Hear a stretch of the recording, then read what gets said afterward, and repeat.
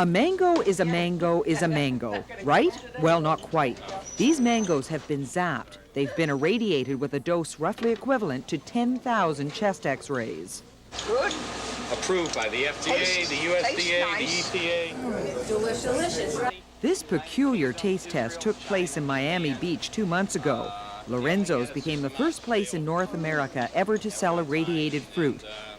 And there's a chance irradiation may come to Canada.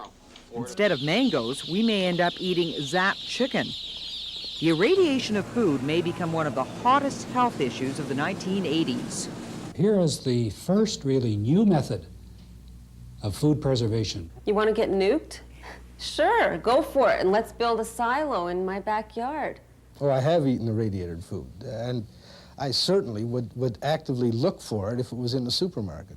This is cobalt-60, a byproduct of Canada's nuclear reactors, and the most common power source of food irradiation. This is how it works. Chicken, for example, goes into the irradiator on large pallets.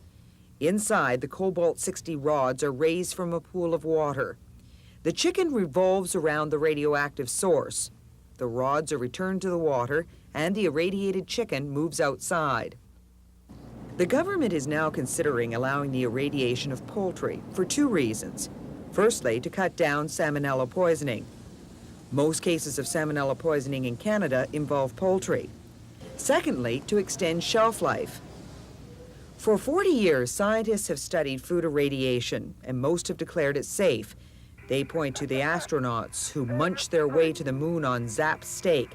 They say it's safer, cheaper, and more effective than chemical sprays and fumigants.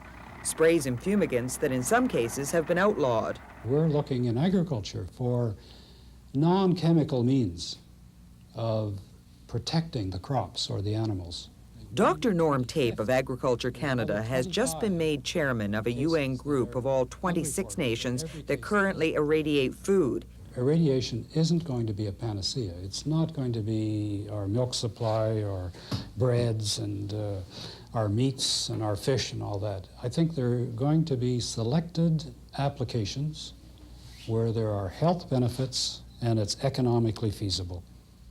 The people that work here at Atomic Energy of Canada Limited have asked the government for approval to irradiate poultry. They're waiting for the government's decision with great interest. Most of the 140 irradiators now in use around the world have been produced right here. In the majority of cases, they're used to sterilize medical and hospital disposable goods like surgeon's gloves or cotton swabs. It's a multi-million-dollar business, a growth sector in a nuclear industry that has been slumping badly. If the government gives the green light for food irradiation, AECL could be the big winner. Well, we're talking many millions of dollars of business a year, well downstream.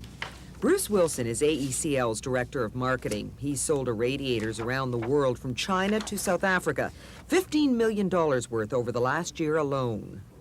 Given that you have a regulation in place, you have the world's biggest and best supplier of this technology in your own backyard.